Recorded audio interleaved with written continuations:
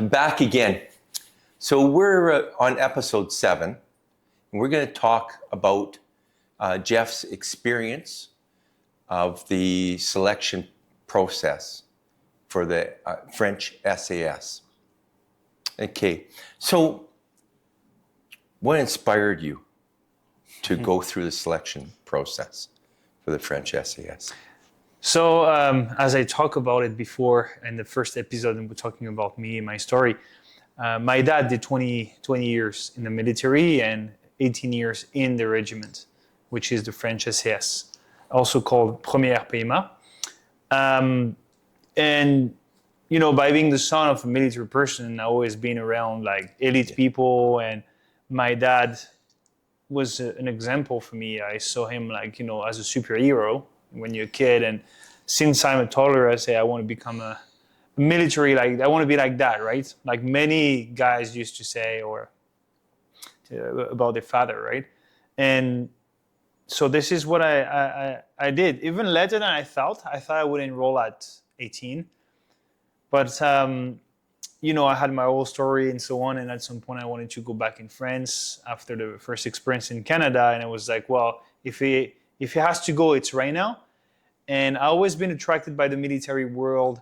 It's something that passionates me, a lot of history. In France, there is a strong history culture about, you know, the French military, which is one of the strongest and most powerful army in the world, even today.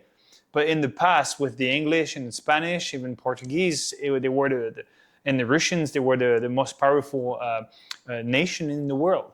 So a lot of history, and Europe by itself is full of history as well.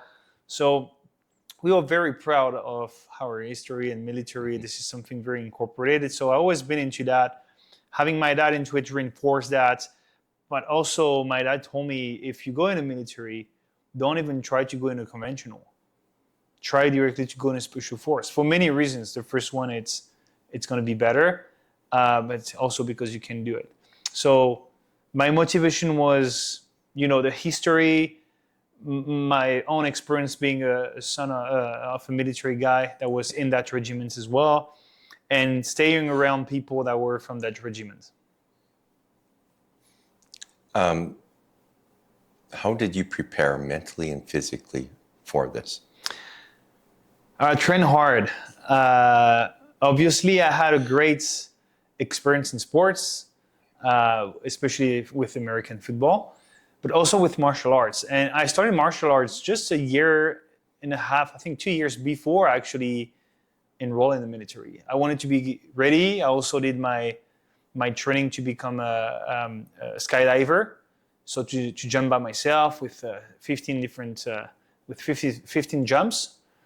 And I tried to get ready on every aspect, not just mentally or physically, but with the skills, on the skill level, right? So to be a skydiver.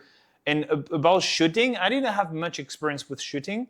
I had most experience with MILSIM, which is called military simulation. So it's a kind of military experience, but it's not, because you're actually not trained for that. You experience it and you learn by yourself on the field playing airsoft, basically.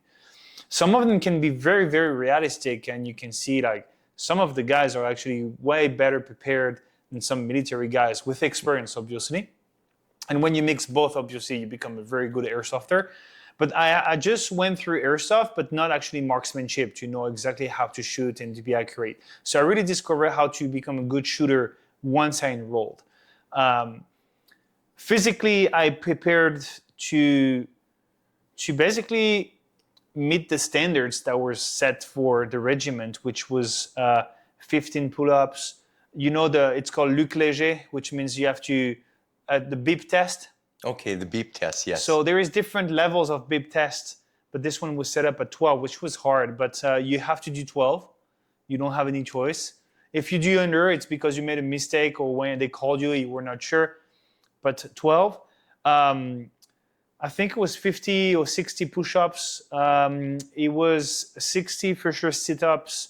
You had to climb 2 times. I think it was 1 time 7 meters and 1 time 3 meters rope climb under, I think it was under 10 seconds. Okay. So that was tough. I won't go through huge details, but you also have the Cooper, but that I knew afterward that it was a test, which is basically it's 12 minutes, and you have to make you have to run the longest distance possible, and you have to be in certain brackets, which was like I think the minimum was 2,800 meters. That's the minimum you should do. So you did this beforehand to prep Some for it? of them. So Some the of them. Luc Léger, So, the babe test. so what yes. did you do for preparation though? Well, that's what I did before the selections, before you did? entering. Okay. Before entering, Okay. I started to train for the test because I knew some of them. You know, they share. They say if you don't pass this test, you cannot be selected because there is a selection before the selection. Oh, okay. Yeah. So you prepped for the prep. Yes. Okay, good. And then I knew some of the tests will come back again once selected to be in the selections. Okay. Just to bring some details, I enroll as a civilian and not as a conventional military because the French SAS, I don't know in other armies, sometimes they allow civilians to directly enroll. And I do think it's a good thing because we actually have good guys that go in it and they don't have to unlearn something to relearn something to the elite level. So you're saying not create bad habits. Exactly. Okay. And it penalized a lot of guys that were from another regiment before. Okay. So how I train, I was by myself. I went to the gym. I started to do more calisthenic movement in workout. So a lot of, basically, if you look at a military guy, it's a lot of body weight movements. Yes. There's nothing much than that. And running. So running, you have to run. You want to be able to do 15 push-ups, pull-ups, do pull-ups, and add some weight. Do some cardio, do some high intensity training, all this stuff. And mentally, I did some psychometric exercises. So you can find them online. You put psychometric exercise. So if you can see shapes in the 3D, if you can resolve a problem with if you're capable to resolve problems and what is the process to resolve them. Sometimes they ask you questions different times in a different way to see if you try to basically to sneak the system, to go in it and to hide something, because basically you cannot hide yourself. You have to be yourself, and they're going to ask you different questions to see if you try to or if you try to hide something. So there is no way you do that, but the psychometric is basically to see if you're capable to see different colors, different shapes, solve problems. It's very interesting. I didn't know about that before, but you can do some exercise on the internet. Okay. And mentally, I always been pushing my mind and body, so obviously I was meant for that. And even before enrolling, a lot of guys told me you won't have any issue to do so. But I didn't take it as granted, obviously, because I didn't knew what to expect. So this is how I prepared, basically. Nothing crazy, just a lot of will. You have to want it and give your best. And when it's hard, well, it's hard. You suck it up. Okay. You go through it. Otherwise, it's just the beginning. It's not even the beginning. So did you have a military background before? Not at all. Not at all. Not at all. The only background I have is the people around me, the airsoft. Yep. Right. But other than that, I didn't have any. Did you get hints from your family? Did I what? Get a little coaching from your family saying, hey, you know what? Not even. Not even. Even though I had my dad. Yeah. At 20 years. Yeah. Obviously, yes, I have some, because I'm from the city. The city where I'm from is the city of that regiment. So I have some friends that went through the selections, few. So I had some, insights of how it's going to be. But when people tell you how it's going to be versus how it is, it's a two different world. Isn't it right? always so? It is. And my dad told me, yeah, well, you have to expect this and that. And just so you know, the experience I'm going to share today was my experience and that was in my year during my selections. Yeah. Because every so often, sometimes they change sometimes you're going to start with, of course, the initial training, but then after you have the commando training, where it was the commando training came after the advanced training. So sometimes they switched, but the length stayed the same. And just sometimes they open to civilians, sometimes it's just closed. Okay. So yeah. Can you tell us about, walk us through the selection process? Mm-hmm. So the selection process is divided in 4 different trainings. You have the initial training that you only do when you arrive as a civilian. So it's 3 months, and you learn how to become a military guy. All the hierarchy, the basic firearm trainings, the salutes, the commands, the ranks, all the basics to become a military guy. Okay. Everybody has to go through that. The thing is, when you enter directly in a special force regiment, the initial training is way harder than the one that is in the conventional one. So they already have big expectations from you, which means it's not because you think it's going to be the beginning or easy that you're going to make it. You're very well judged by your face, how you look like. If they don't like you, it can be something that can go against you. So you have to be careful how you have to walk the line, right? Right. During that the initial training, you become a paratrooper. So you sent in the city called Po, where there is the military base to become paratrooper. So it's the national place for that. So you go over there for, I think if I remember, it's 3 weeks over there to become a paratrooper. And you learn how to shoot. So you pass some tests to become a good shooter, camouflage, how to create a cache, how to, move as a group or by yourself with a firearm, how to set some strategies, some tactics. We also go through a bit of CQB, how to plan a mission.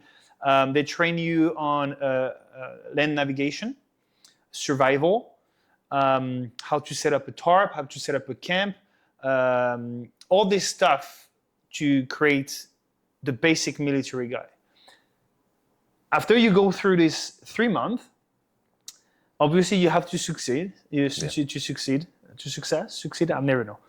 Anyways, once you pass, you go through the advanced training. And there, you have the advanced training. This is the conventional military guy that want to enroll in that, to be incorporated in that regiment, join us. So to give you an indication, we started at 80, we finished at 20. 20, you had 20 guys from different regiments that joined us. So we were 40. Okay. So at 40, we went through that. And you go through the advanced training. So here you start to touch all the training to become a SAS. So you go through a certain level of firearms training with different levels, where the level is way higher, the expectations are higher, the timing are higher. So you have to be a good shooter, but fast as well. You have to know your gear. You start to be very good at it, moving with it. And they start to implement some shooting with the group, like live fire with the team in front of targets, but to be able to move. So rock right, rock left, which means you go on the right, you go on the left, behind, and you make sure you communicate that you just went through so the guy knows he's last. But also to respect the lines of fire. So they give you way more responsibility. At training, you can't kill someone if you do mistakes, right? Right. So they start to give you more responsibilities. We start to do some patrols. We start to do very difficult training with land navigation. So you start to do navigation by day, but without some gear, without a compass, without a map, and then by night with or without a compass and a map. And they push it to the point where you have to create your own maps from a map, right, with a carbon paper, and you have to memorize in case the enemy finds it. Basically, is confused because he doesn't know what is this piece of paper or what it represents. And that's because you put the north. Yeah, you put a fake north. A fake north. So okay. It just, it's just a pain for him to find out, like, if they capture you, they cannot find anything. And the last one that was the most difficult, very challenging, but very, very good experience, I remember. It was by night, and you had to remember, so no map. You had to remember exactly in your mind the path to go from point A to point B. So let's say we're in a group of 12, we were 20 this time, 2 different groups, 20. And together we have to remember point A to point B just in our mind.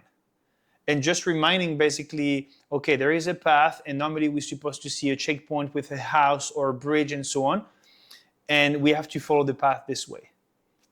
Okay. So the full team is trusting you, and especially the next team that has to go from your point B to go to their point B, right? So as soon as we did our part, they have to do their part and then their part. And so we just split the knowledge to the full team. And that's very interesting, very stressful, especially by night. Because on the map, you have a lot of details, but sometimes the map are a bit older and sometimes there is no buildings. You wonder, where is the house? I cannot see it. Or this is winter, or this is summer. So the vegetation is different. So you cannot see the same thing you would see maybe from above on a map. So that's very interesting. And you don't have GPS yet. Like they teach you the basics. And the goal for you is to be able to be a killer, whatever you have, without any tools. That's the goal. You have to be resilient, whatever you have. And that's what makes something very interesting with the French army, is because we are very rustic.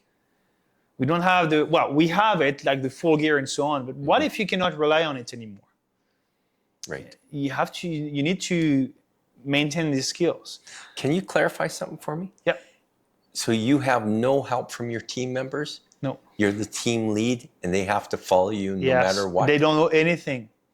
All they know is they try to remind themselves what is their section to remember, to go through. Okay. That's very interesting. I love that one. I'd like to bring it to civilians at some point, but it requires a certain level. So you do a lot of navigation, a lot of planning as well. Shooting, I mentioned, vehicles start to come over, helicopter training at some point as well.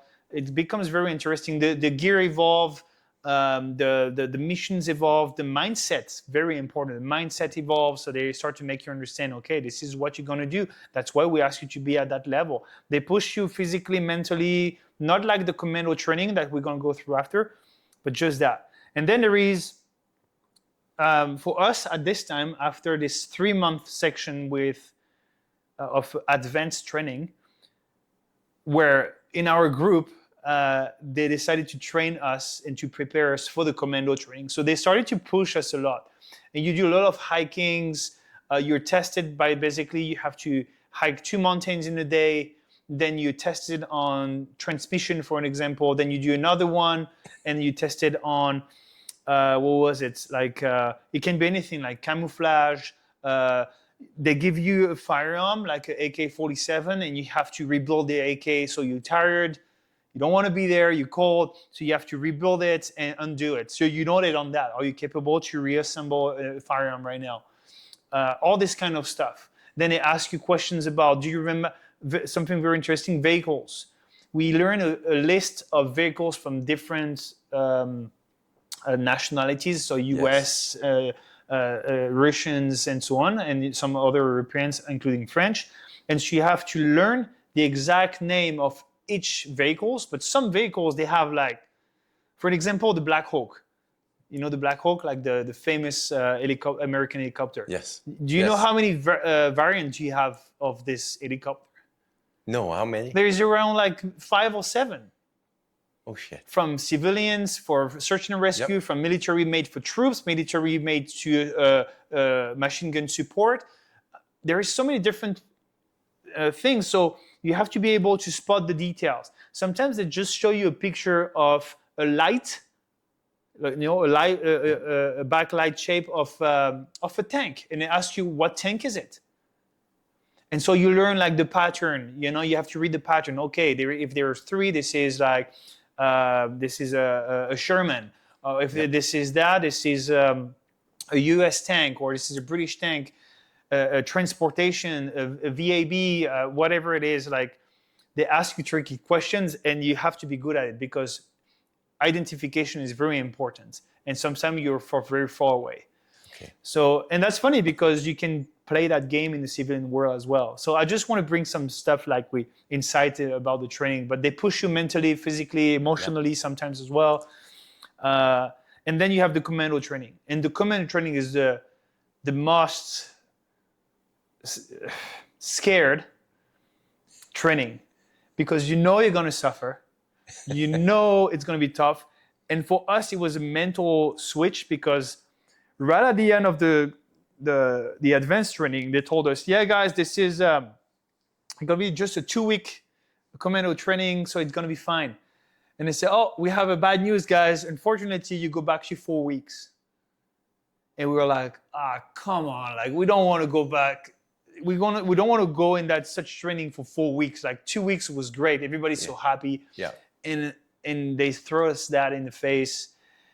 And then you kind of start to question yourself, like, 4 weeks, can I handle 4 weeks? Just to give you an indications, this is not like Monday to Friday and then you have your weekends. No. Your weekends is sometimes 2 hours. Sometimes if you're good at it, half a day. If you're very good at it, or depending on the cadres, it's a full day. It's never 2 days of weekend. And during this one day, you have a few hours. You don't have the time to go, you just sleep. First of all, you take care of your injuries if you have some, like if you cut injuries, you try to eat well and sleep. But you don't have the time to go see your friends, go see the girlfriend and so on. No, you don't have the time to do that. And you have to prepare your gear as well for the next week and reset. So it's very demanding on the organization, physically, mentally. They push you, you don't eat much. So when I say that you can just eat a cereal bar per day for the next 2 days. Then they give you half a meal or a full meal. And then we go back again. It goes like that. Sleep deprivation, very few hours sometimes. Like, just basically you can have sometimes 5 to 7 hours per week of sleep. Wow. So it's very demanding. If you do have good mission, so if you succeed well for yourself, you arrive earlier, you can have a full night. Sometimes it happened. But sometimes some guys don't have any hours of sleep. So they tell us, like, right in the beginning, even before the training, commando training, they say right in the beginning, they say, take every second to sleep as you can. You're in a truck, sleep, close your eyes. You are just on a break, just close your eyes for 5 minutes. Take every second you have where there is no cadre around you. This is the only time where you are not watched and where you can actually rest. So there is that. So sleep deprivation, food deprivation, and they push you. You do these things all the time.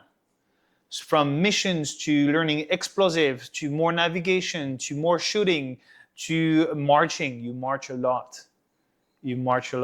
You start like running pretty well. You finish like the feet are like against the ground. You see everyone like, we look like zombies with military gear. That's very funny to see each other this way. I mean, not during the moment, because you suffer so much. And the hardest part is that you don't know if you fail or if you succeed. And some guys, it happened to one guy to our training. He finished the training and they told him he's not taken. And that's tough, because you go through it and they tell you, we don't keep you. So that's tough. And that's the hardest part, because you watched all the time, you know that all the time, but you never know if you're going to actually succeed or not. And that's the mental difficulty. After that, it's just like taking care of yourself. You don't sleep much, because when they give you free time, is to heal your injuries. For an example, me, second day or third day of the commando training, we have a test. It's called the paratrooper test. It's 8 kilometers with a backpack of 11 kilos, full ranger and uniform, and you have to do it under 45 minutes. 8 kilometers. If you don't do it, you don't pass. So right away, right? The thing is, I had my weight wasn't set properly. Also, something to mention, like if they ask you 11 kilos, if you're under, they put rocks in it. So you can go with more. If you go over, they tell you have to be careful. Like when I mean over, it's 1 or 2 kilos, obviously. But they say, no, you cannot drop weight. So you really have to be careful. So everybody is weighting the stuff before the race. But I did it, and unfortunately I had one of my weight a bit on the left, and I had to compensate, but I didn't feel it while running. It's at the end of it, I started to have a pain of the knee, and I finished with it's not an ACL, it's a tendinite at the knee, but very sharp one. Day 3, and I have 4 weeks to go through that.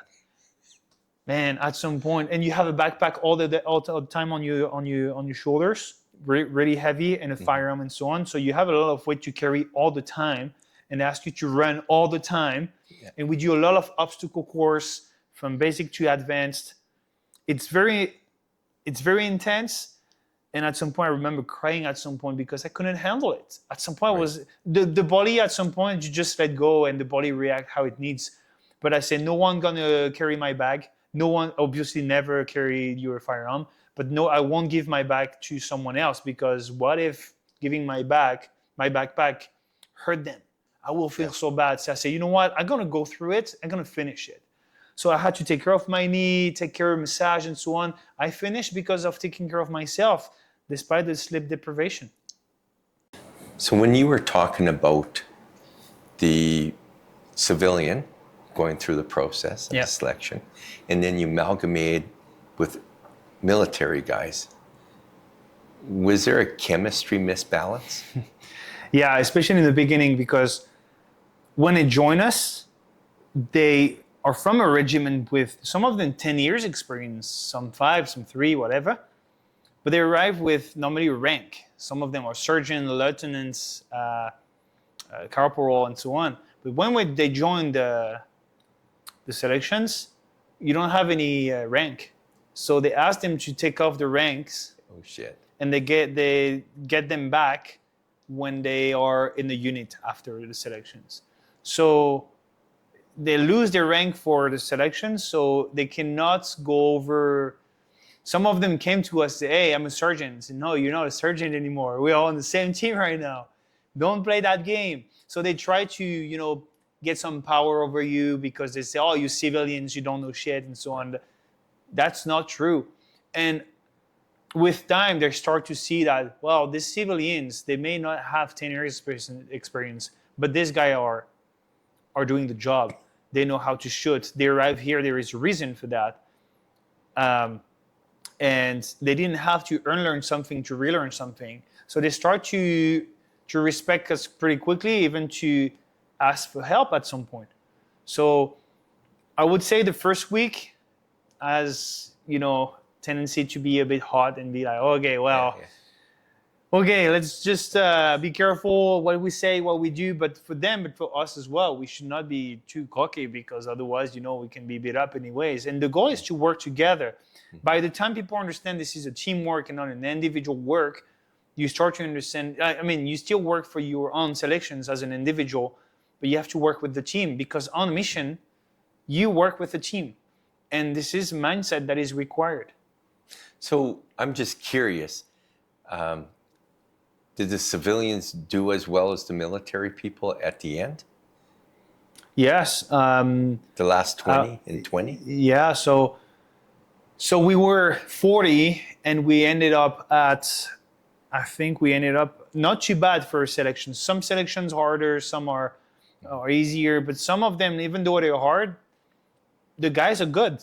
So it is what it is. But it's not really well seen when you finish. We start at 40, and we start at 40. We finished, I think, at 33, and we went through the commando training at 33, and we ended up at 27. So we didn't lose a lot. Wow, okay. Usually on 30, you can lose 20. Okay. But we were 27 strong men that finished that one. And after you go for the last section, that I forgot to mention, but the last section of the selection is a 6-month training where it's just French SAS stuff. The shooting level is higher, jumping from planes again, helicopter, vehicles, specific missions. You're more and more autonomous, more and more like by yourself. They put a lot of trust into you. You never know if you're going to make it or not. There is many things. Like, I won't go in details, but there is a lot. You learn all the time. And at the end of the selection, so if I remind it, we were 80. Then we lost how much I say? We were 80. So yeah, we looked 60, and then we had 40. Then we lost 7, and then we lost 5. And at the end of the selections, there were 8. So by that point, is it getting heartbreaking when you're losing, when you're starting to lose the guys? It is. Because you went through hell together? Yeah. Because that's why I liked through the Commando experience, which is a course I offer that is replica, like a glimpse of what it is in the selections. Mm-hmm. Right in the beginning, I say, go as a team. Because seeing the guys going, sometimes you're like, I never I would expect that guy to quit or to be injured or to be kicked out. And when you see, some of them just quit because that's fair to say, I stop here. I reach my limits. I don't follow up anymore, or I have an injury. And when you see the guys going, you say like, if this guy cannot make it, how can I make it? Right. And it starts to work in your mind. You're like, oh, that's tough. That's a tough loss. And these guys, you all the time with them. Even on weekends when you have breaks, you go out with the guys. You're always with these guys. So you create a brotherhood that you cannot really find somewhere else that much in our society today, whatever is the job you do. Right. Because you're so much tested. It's raw. Mm-hmm. It's you cannot hide behind anything. Maybe the camouflage, but that's it. You cannot hide. So yeah, it's tough to see the guys leaving. Your moral is affected. So what surprised you most about the process?